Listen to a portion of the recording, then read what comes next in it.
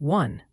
Which principle of adult learning emphasizes that learners bring prior experiences that shape their engagement? A. Repetition theory. B. Experiential learning. C. Rote memorization. D. Cognitive load theory. 2. When developing a curriculum for appraiser training, which approach ensures alignment with professional standards? A. Using only theoretical concepts. B. Mapping objectives to regulatory competencies. C. Focusing on learner entertainment. D. Ignoring legal frameworks. 3. Informative evaluation. The primary goal is to A. Assign final grades. B. Provide feedback to improve learning. C. Validate regulatory compliance. D. Eliminate poor performing learners. 4. Which communication technique is most effective in mentoring adult learners? A. Passive listening. E. Directive lecturing. C. Active listening with feedback. D. Minimal interaction. 5. Regulatory compliance and certification training ensures A. Learner satisfaction only. B. Adherence to external standards. C. Instructor convenience. D. Reduced workload. 6. When using case studies to teach appraisal methods, which adult learning principle is being applied? A. Relevancy orientation. B. Task avoidance. C. Random exploration. D. Memory drills. 7. The purpose of a summative evaluation is to A. Check learner progress during training. B. Measure final outcomes against objectives. C. Facilitate informal mentoring. Create group discussions. 8.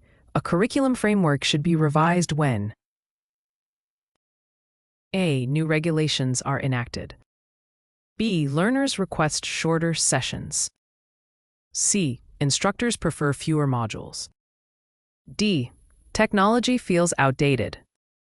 9. Which mentoring approach best supports skill transfer in appraiser certification?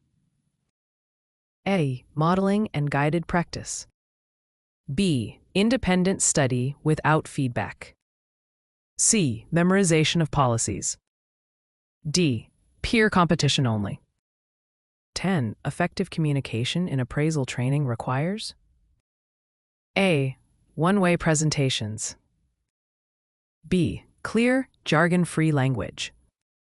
C. Restricting learner questions. D. Prioritizing instructor authority. 11. What is the role of evaluation rubrics in adult certification programs? A. Simplify grading for instructors. B. Provide consistent, transparent criteria. C. Reduce learner accountability. D. Replace regulatory standards. 12. Curriculum alignment ensures that A. Objectives, assessments, and instructions support each other. B. Learners dictate course topics. C. Only memorization is emphasized. D. Mentors have full autonomy. 13. An appraiser mentor applying scaffolding would A. Increase task complexity gradually. B. Remove all support immediately. C. Focus solely on independent learning. D. Avoid corrective feedback. 14. Why is reflective practice critical for adult learners in appraisal training? A. It reduces evaluation requirements. B. It encourages self-assessment and growth. C. It limits regulatory oversight. D. It simplifies content delivery. 15. In competency-based evaluation, the benchmark is A. Learner satisfaction ratings. B. Demonstration of required skills. C. Attendance and participation. D. Number of training hours. 16. Which communication barrier most often affects adult learners? A. Complex technical jargon. B. Simplified explanations. C. Interactive discussions. D. Real-world examples.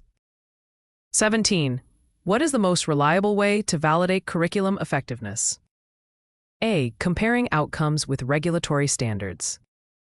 B. Relying on instructor feedback only. C. Using learner surveys alone. D. Observing class attendance. 18. Mentoring relationships thrive when A. Trust and mutual respect are established. B. Mentors dominate decision-making. C. Learners are passive. D. Feedback is withheld. 19. Which evaluation method is best for testing real-world appraisal skills? A. Multiple choice quizzes. B. Performance-based assessments. C. Attendance checks. D. Peer satisfaction surveys. 20. The concept of self-directed learning in adults is linked to A. Andragogy. B. Behaviorism. C. Classical conditioning. D. Operant learning. 21.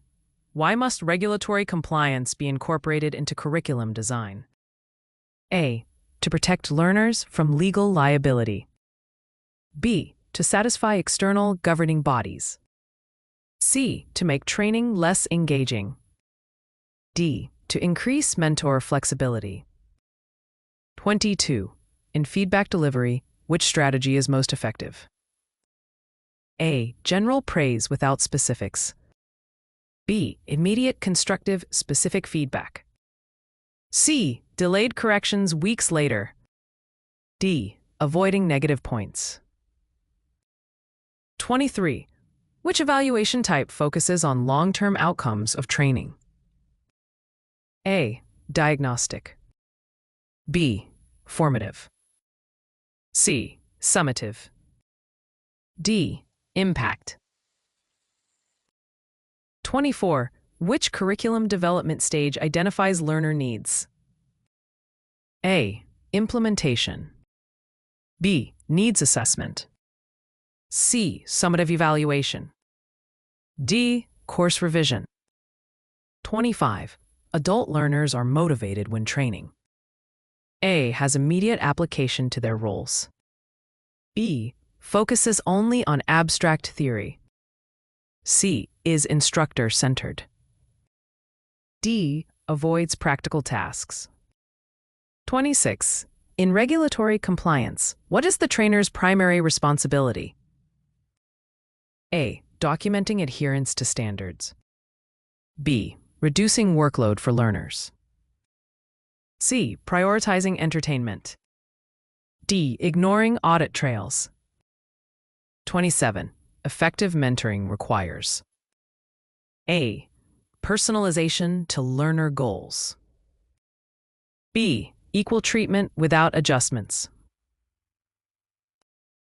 C. Limiting feedback. D. Avoiding adaptation. 28. A feedback loop in evaluation ensures A. Continuous improvement. A. Fixed outcomes. C. Reduced accountability. D. Mentor control only. 29. Why is curriculum mapping essential in professional certification? It shows connections between standards and learning activities. B. It eliminates assessment needs. C. It reduces learner autonomy. It ensures only theory is taught. 30. In appraisal certification, compliance audits verify A. Learner motivation. B. Training program adherence to standards. C. Mentor effectiveness only. D. Personal learning styles. 31. Which adult learning strategy maximizes engagement? A. Problem-based learning.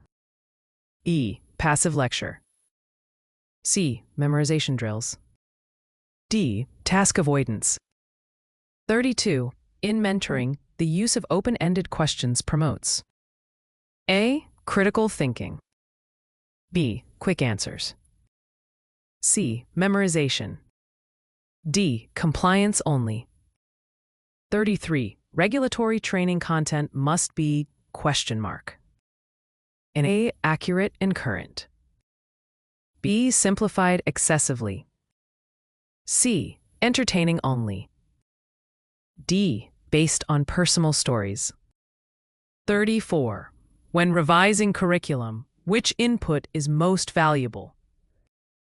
A. Feedback from learners and regulators. B. Instructor preference only. C. Peer pressure. D. Historical tradition. 35. An example of authentic assessment is A. A simulated appraisal task. B. A true-false quiz. C. A matching exercise. D. A vocabulary test. 36. Which communication tool strengthens mentoring relationships? A. Active feedback sessions. B. Minimal email reminders. C. Avoidance of conflict. D. Exclusive written notes. 37. A program evaluation report should include A. Strengths, weaknesses, and recommendations. B. Instructor preferences only. C. Learner attendance records. D. Regulatory citations without context. 38. Which strategy supports curriculum adaptability? A. Continuous improvement cycles. B. One-time development with no updates.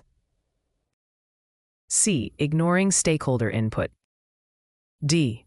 Avoiding feedback mechanisms.